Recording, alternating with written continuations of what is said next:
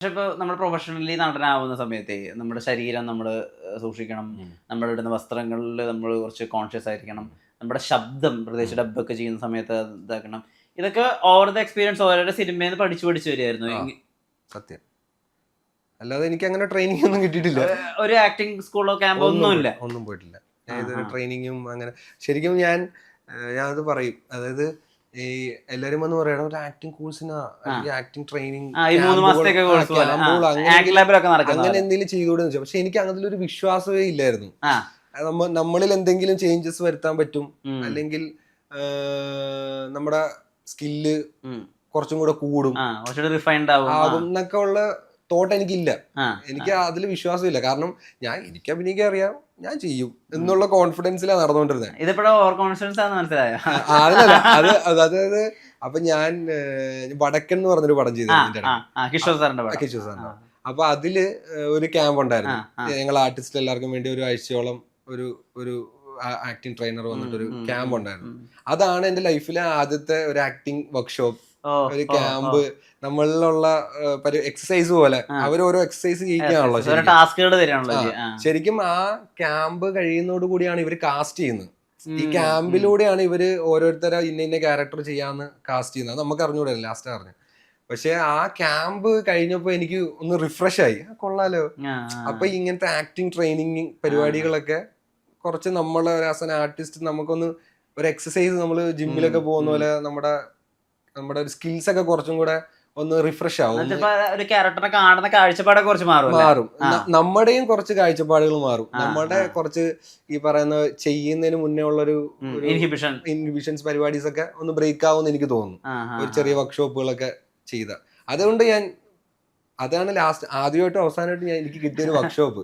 പക്ഷെ ഞാൻ പറയുന്നത് എന്റെ ആ ഒരു തോട്ട് മാറി, നല്ലതാണ് ആക്ച്വലി ഇങ്ങനെ ചെയ്യുന്നത് എന്നുള്ളത്.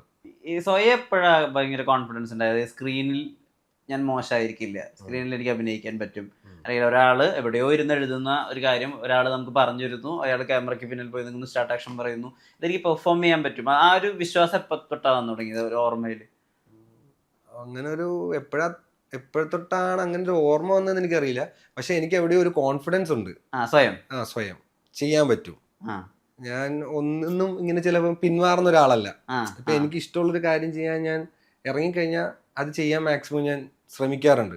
ഈ ആക്ടിങ്ങും അതുപോലെ തന്നെ. എനിക്ക് ഇഷ്ടപ്പെട്ട ഒരു പരിപാടി നമുക്ക് എന്തെങ്കിലും ചെയ്യും, എനിക്ക് വേറെ ഒന്നും ചെയ്യുമ്പോഴും ഇതുപോലൊരു ഹാപ്പിനെസ് ഞാൻ ഇല്ല. എനിക്ക് നടനാകണം, എനിക്ക് അറിഞ്ഞൂടാ അതെങ്ങനെ പറയണത്. അത് നടനാകണമെന്ന് ഞാൻ ഒരുപാട് ആഗ്രഹിക്കുന്നുണ്ട്. സിനിമയിൽ അഭിനയിക്കണം, ആക്ടർ ആവണം, നമ്മൾ ചെയ്യുന്ന പെർഫോമൻസ് കണ്ട് ആൾക്കാർ അടിപൊളിയായിട്ട് ചെയ്തിട്ടുണ്ടെന്ന് പറയണം. ഈ ഒരു ആഗ്രഹമാണ് ശരിക്കും പറഞ്ഞാൽ നമ്മളെ ഡ്രൈവ് ചെയ്യുന്നത്, സിനിമയിൽ തന്നെ നിൽക്കാനും. ഈ ഇപ്പൊ ചെയ്തതിനൊക്കെ നല്ല അഭിപ്രായങ്ങൾ കേൾക്കാൻ പറ്റി എന്തോ ഭാഗ്യം കൊണ്ട്. അപ്പൊ അത് എന്നെ പിന്നെയും ഡ്രൈവ് ചെയ്യുക, ഇനിയും ചെയ്യാം. അപ്പൊ ആ ഒരു ഡ്രൈവ് ആയിരിക്കും ചിലപ്പോൾ കോൺഫിഡൻസ് തരുന്നത്. ചെയ്യാൻ പറ്റും, എന്ത് നമുക്ക് ഡിഫിക്കൽട്ട് ആയിട്ടുള്ള പരിപാടി ആണെങ്കിലും ചെയ്യാൻ പറ്റും. അല്ലെങ്കിൽ ഞാൻ ഈ അവിയിലൊന്നും ചെയ്യില്ല. ആദ്യത്തെ പടവാ എൻ്റെ, അതിനകത്ത് ഇത്രയും ചേഞ്ചസ് വരുന്നെന്നുള്ളത് ഞാൻ ഈ പടത്തിൽ ഇന്നാകുമ്പോ എനിക്ക് അറിയേയില്ല. ഇതിന്റെ കഥ അറിയില്ല, ഇതിന്റെ ക്യാരക്ടർ എന്താന്ന് അറിയില്ല. എൻ്റെ അടുത്ത് ഒറ്റ ഷോട്ടാ പറഞ്ഞത്. അത് വേറൊരു റൂട്ടിലാണ് ഞാൻ ആ പടത്തിൽ എത്തണേ. അപ്പൊ എൻ്റെ അടുത്ത് അന്ന് ഷൂട്ട് ചെയ്തു, അപ്പൊ ഇവനെ വെച്ച് നോക്കാം അന്ന്, എന്നിട്ട് കണ്ടിന്യൂ ചെയ്യാം. അതായിരുന്നു ഞാൻ അവിടെ ചെല്ലുമ്പോൾ അവസ്ഥ. അപ്പൊ വേറൊരു അവസ്ഥ അതായിരുന്നു അവസ്ഥ. അപ്പൊ ഞാൻ ചെന്ന് എൻ്റെ അടുത്ത് ഇങ്ങനെ ഇതാണ് ഷൂട്ട്, ഇതാണ് സീൻ, ഇതാണ് മൂഡ്, ഒന്ന് ചെയ്ത് നോക്കൂ. അന്ന് പാക്കപ്പ് പറഞ്ഞാൽ പിന്നെ പടമില്ല, ഡ്രോപ്പ് ആ പടം. അപ്പൊ അങ്ങനെ ഞാൻ അവിടെ ചെല്ലണേ. അപ്പൊ ഞാൻ ചെന്നിട്ടാ ഓക്കെ ചെയ്യാം പറഞ്ഞു. എനിക്ക് ആ സീൻ മാത്രമേ പറഞ്ഞുള്ളൂ. അതുപോലെ തന്നെയായിരുന്നു ഫുൾ അവിയൽ ഷൂട്ട് ചെയ്തത്. എൻ്റെ അടുത്ത് കഥ, ഓരോ ഷെഡ്യൂളിന്റെയും കഥ പറയാറേ ഇല്ല. എൻ്റെ അടുത്ത് സീനിന് മുന്നേ വന്ന് ഷോട്ട് ഇതാണ് മൂഡ്, ചെയ്തോ എന്ന് പറയേ ഉള്ളൂ. മനസ്സിലായില്ലേ? ഗിറ്റാർ പഠിച്ചിരുന്നു ആക്ച്വലി? ഇല്ലില്ല, എനിക്ക് ആ ഗിറ്റാർ വായിക്കാൻ ഇപ്പോഴും അറിയില്ല. പക്ഷെ അതാ പറഞ്ഞ ആ ഒരു കോൺഫിഡൻസ് ആയിരിക്കും ചിലപ്പോ നമ്മളെ കൊണ്ട് ഡ്രൈവ് ചെയ്യിക്കുന്നതും അത് ചെയ്യിപ്പിക്കുന്നതും. അഭിനയിക്കണം എന്നുള്ള ആ ഒരു ആഗ്രഹം ഉണ്ടല്ലോ, ആ ആഗ്രഹം കൊണ്ടായിരിക്കും നമ്മൾ ചെയ്തു പോകുന്നത്. ഈ നമ്മുടെ ഈ എക്സ്പെക്ടേഷൻസ് ഉണ്ടല്ലോ, അത് പലപ്പോഴും മീറ്റ് ചെയ്യില്ല നമ്മൾ ആക്ച്വലി സിനിമയിലേക്ക് വന്നിറക്കുമ്പോൾ. നമ്മുടെ മനസ്സിൽ ഇപ്പൊ ഒരുപാട് ആളുകളുണ്ടല്ലോ, ഇപ്പൊ ഡൽഹിയിൽ നിന്ന് ഒരാള് മുംബൈയിലേക്ക് വണ്ടി കയറുന്നു, അയാള് ഇങ്ങനെ കൈവീശുന്നു, അയാൾ ഷാറുഖ് ഖാൻ ആവുന്നു. ഞാൻ പണ്ടൊക്കെ ഇതൊക്കെ ആഗ്രഹിച്ചിട്ടുണ്ട്, ഇവിടെ നിന്ന് പോയാലോ ബോംബെയിലോ ചെന്നൈയിലൊക്കെ പോയി സിനിമാക്കാരനായിട്ട്. ശരിക്കും ചിന്തിക്കുന്ന ബിസിനസ് ഒക്കെ ചെയ്ത് പൈസ ഒക്കെ ചെയ്ത് സ്മഗ്ലിംഗ് ഒക്കെ ചെയ്ത് പൈസ ആക്കി തിരിച്ചു വരാന്നൊക്കെ നമ്മള് കുട്ടിക്കാലത്ത് ചിന്തിക്കും. പക്ഷെ ഞാൻ ചിന്തിച്ചിരുന്നു എവിടെയെങ്കിലും പോയി സിനിമക്കാരനായിട്ട് വേറെ ലാംഗ്വേജിലൊക്കെ സിനിമക്കാരനൊക്കെ ആയിട്ട് ഹിറ്റായി വലിയ നടനൊക്കെ ആയിട്ട് ഇവിടെ വരുന്നു എന്നൊക്കെ ഞാൻ പണ്ട് ചിന്തിച്ചിട്ടുണ്ട്, സ്വപ്നമൊക്കെ കണ്ടിട്ടുണ്ട്. ഇത് മീറ്റ് ചെയ്യാത്തൊരവസ്ഥ വരുമല്ലോ, അതായത് എന്തൊക്കെ പറഞ്ഞാലും ഇപ്പൊ ചില ആളുകൾ അനുഭവിക്കുന്ന പ്രിവിലേജസ് ഒരിക്കലും നമുക്ക് എളുപ്പത്തിൽ കിട്ടില്ല, അല്ലെങ്കിൽ അവിടേക്ക് എത്തില്ല. എന്തൊക്കെ പറഞ്ഞാൽ ഈ ബന്ധങ്ങൾ, അല്ലെങ്കിൽ നമ്മൾ എവിടെ നിന്ന് വരുന്നു, ആരുടെ റെക്കമെൻഡേഷനിൽ വരുന്നു, നമ്മുടെ ഫ്രണ്ട്ഷിപ്പ് സർക്കിൾ എന്താണ്, ഇതൊക്കെ സിനിമയിൽ വരുമ്പോൾ ഭയങ്കരമായിട്ട് മാറ്റർ ചെയ്യും. ഇതിനൊക്കെ ഓവർകം ചെയ്യാൻ എങ്ങനെയാ മെന്റലി പ്രിപ്പയർ ആയത്? ഞാൻ ചിന്തിച്ചിട്ടില്ല അതിനെപ്പറ്റി. നമുക്ക് ഇപ്പം നമുക്കൊരു ഗോഡ് ഫാദർ ഉണ്ടെങ്കിലേ നമുക്ക് സിനിമയിൽ എത്താൻ പറ്റുള്ളൂ, അല്ലെങ്കിൽ അങ്ങനെ ഒരു ഹെൽപ്പ് ഉണ്ടെങ്കിൽ നമുക്ക് കുറച്ചും കൂടി ഈസി ആവും. അതിനെപ്പറ്റി ഒന്നും ഞാൻ ചിന്തിച്ചിട്ടില്ല. ഇല്ല, നമ്മൾ വർക്ക് ചെയ്യുക. ഇപ്പൊ അങ്ങനെ ഒരാളില്ലാന്ന് എനിക്കറിയാം. ഇപ്പൊ നമ്മൾ അങ്ങനെ ഹെൽപ്പ് ചെയ്യാനോ എന്റെ ഫാമിലിയിൽ നിന്ന് അങ്ങനെ ഒരാളില്ല, അല്ലെങ്കിൽ നമുക്ക് ഈ പറഞ്ഞ പോലെ ഒരു സിനിമ പാരമ്പര്യം ഇല്ല, ഇതൊക്കെ നമുക്കറിയാന്നല്ലേ. പിന്നെ നമ്മളിത് എക്സ്പെക്ട് ചെയ്തിട്ട് കാര്യമില്ല. പിന്നെ നമ്മുടെ രീതിയിൽ വർക്ക് ചെയ്യാന്നുള്ളതേ ഉള്ളൂ.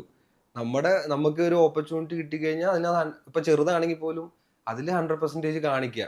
അത് കണ്ടിട്ടേ നമ്മൾ ആൾക്കാർ വിളിക്കുള്ളൂ. നമ്മൾ ചെയ്തൊരു പെർഫോമൻസ് കണ്ടിട്ടേ നാളെ നമുക്കൊരു സിനിമ കിട്ടുള്ളൂ, അല്ലെങ്കിൽ നമുക്കൊരു അവസരം കിട്ടുള്ളൂ.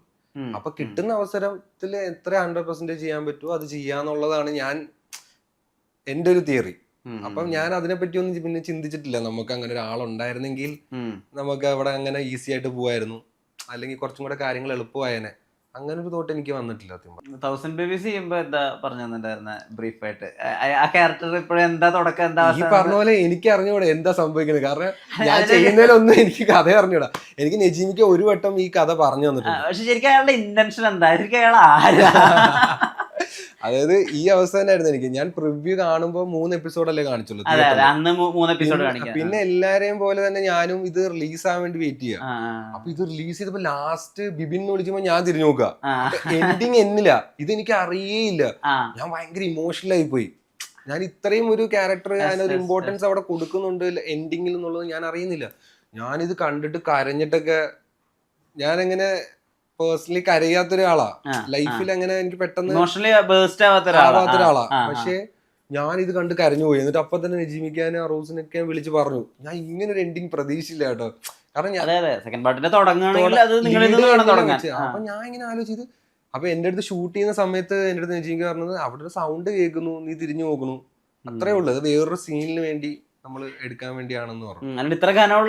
പറയുന്നില്ല. അപ്പൊ ഞാൻ ഓക്കെ പെട്ടെന്ന് തന്നെ ഒറ്റ ടേക്കിൽ ഞാനത് ജസ്റ്റ് ഒന്ന് തിരിഞ്ഞു നോക്കിയാൽ മതിയല്ലോ. പക്ഷെ ഫൈനലി കണ്ടപ്പോ അത് അതങ്ങനെ ഒരു എൻഡിങ് ആണല്ലോ, അത് വേറൊരു സെക്കൻഡിലോട്ടുള്ള ലീഡാണല്ലോ എന്നൊക്കെ തിരിച്ചറിയാണല്ലോ നമ്മള് കാണുമ്പോ. അപ്പൊ ഞാൻ ഭയങ്കര ഇമോഷണൽ ആയി. ഈ പറഞ്ഞ പോലെ കഥ ഒരു വട്ടം എന്റെ അടുത്ത് പറഞ്ഞിട്ടുണ്ട്, പക്ഷെ ഇതെങ്ങനെ എനിക്ക് അക്സെപ്റ്റ് ചെയ്യാൻ പറ്റില്ല. ഞാൻ മറന്നും പോയി. അപ്പൊ ഞാൻ നിജിക്ക് അടുത്ത് എനിക്ക് കഥ അതിനിപ്പോ നീ കേൾക്കണ്ട, ഇതങ്ങ് ചെയ്തോ എന്നുള്ള മൂടായി. അങ്ങനെ അതും ഞാൻ ചെയ്തു. അതിന് 2ാം ഭാഗം വന്നാൽ മാത്രമേ ശരിക്കും ഈ ചാർലി കോസ്റ്റ്യൂം ഇട്ട് നടക്കണം നിങ്ങൾ ആരാന്ന് എനിക്ക് മനസ്സിലാവുള്ളൂ. വേറെ എനിക്ക് ഇതുവരെ ചെയ്യാത്ത രീതിയിൽ തന്നെ അത് മേക്ക് ഓവർ ചെയ്തു. ഇരുത്തവും നടത്തവും മൊത്തത്തിൽ അയാളെന്തൊരു നാടകത്തിൽ നിന്നൊക്കെ വരുന്ന പോലെ. അത് ശരിക്കും ഡയറക്ടർ കോളാണെന്ന്. എല്ലാം ഒരു ഡയറക്ടറിന് എന്താണോ വേണ്ടത് അത് നമുക്ക് പറഞ്ഞു തരുമ്പോ നമുക്ക് കിട്ടും.